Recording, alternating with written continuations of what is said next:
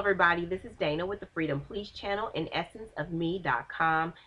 We are going to give this introduction video for our Crochet-A-Long that is starting today. And yes, I did all these videos between the weekend videos and the Monday video all in the same day, so I do have on the same clothes. So you'll have to roll with me. But what I want to do in this video is get you all started. So you'll need to get together your base color and all of your scraps. The next segment of the tutorial, I will be at a table working, so you won't actually see my face. I don't think so. I will be working, and so I wanted to do this video. So let's get started on some of the dimensions, since this is not a written pattern, okay? I'm going to show you all with my hands, and I will talk you through it.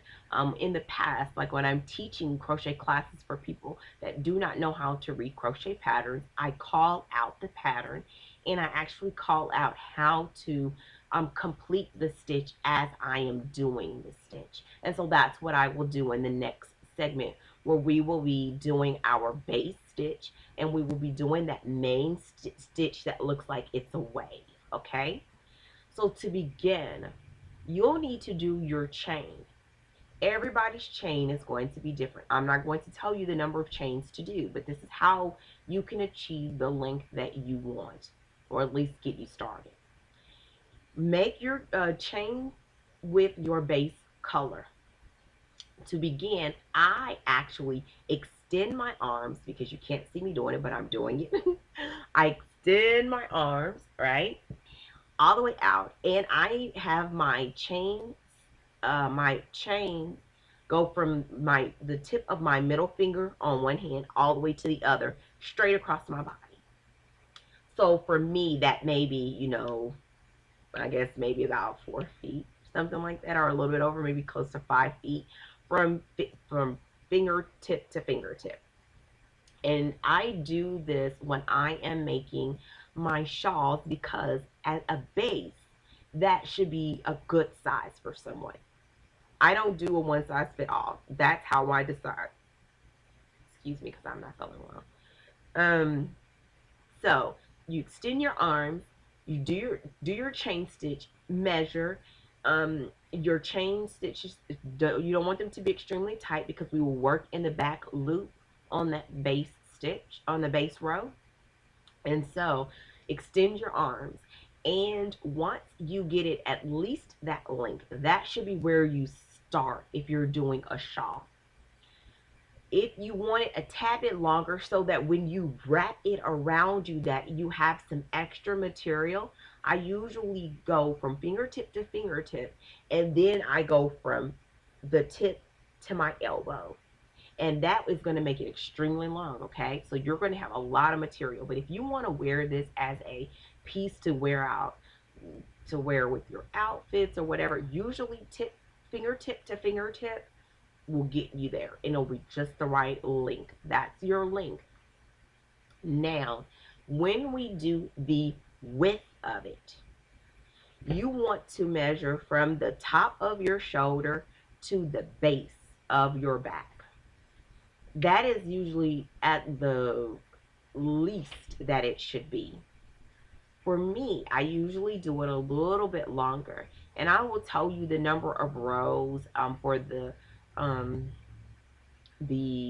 picture that you've seen several times. I'll tell you that in the tutorial, but that's, you know, your beginning. And usually what I like to do is I like for it to go from my shoulder to the top of my hip.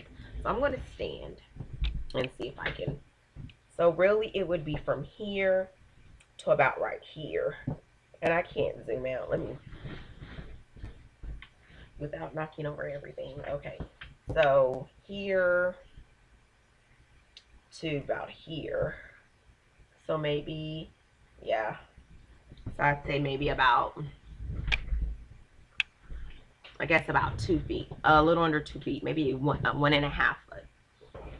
And so that is a way that you could do the measurements for yourself. Why? Because I have, maybe, for example, I have a very narrow back, very narrow shoulders. And so it does not take a lot for me to make a piece for it to be able to wrap around me. I don't have very long arms.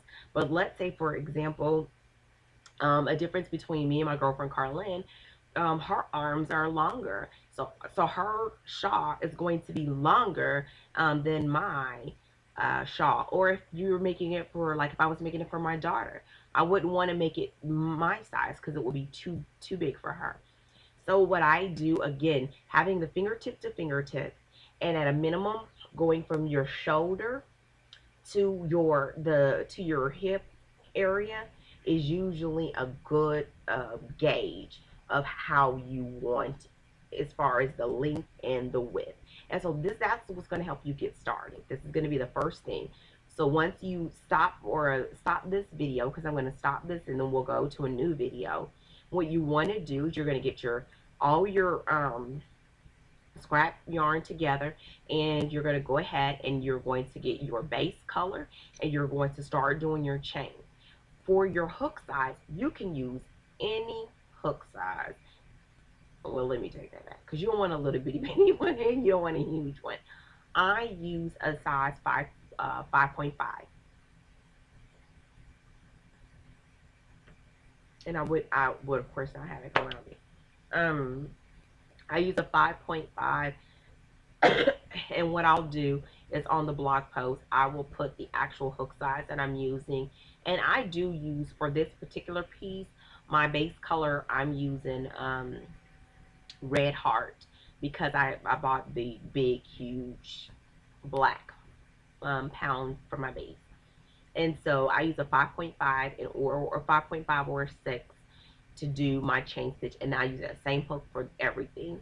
The rest of the yarn that I use are different. I use cotton, I use acrylic, I use whatever scraps I have, and that just adds to the character of the piece. It just does. Okay, so I didn't want to make this too long. So your first job is to get all your stuff together, get your project bag or your project box together, put everything in there, grab your hook.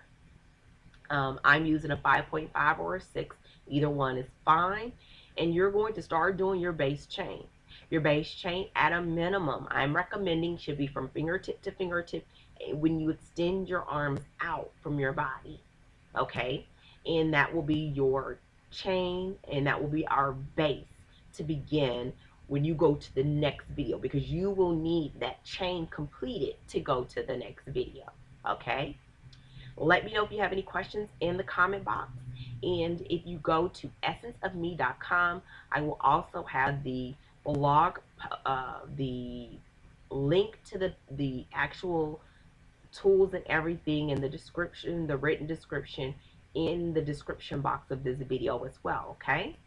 So, I look forward to interacting with you all, and any questions as you're doing it or help that you need, either put it on Essence of Me and as a comment, or meet me over at Facebook, because on here it's going to be hard on YouTube, because it's hard for people to follow the flow of the conversation now that the comments sometimes get jumbly when I'm looking at them on my iPad. I can't really see everything in order.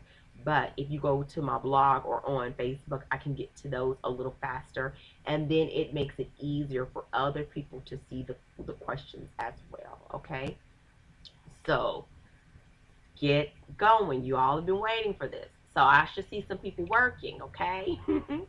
So I'll see you all later. Have fun with getting started.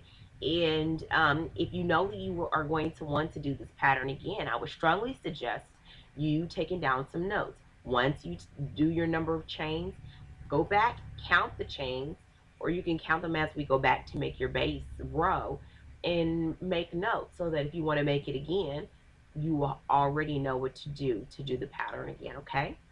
So that's it. This is Dana about to sign off. I will see you all in the next video, which will be the tutorial to actually get you started on the base row, and we will get it going from there. Okay? So take care, and I'll see you all in the next video. Goodbye.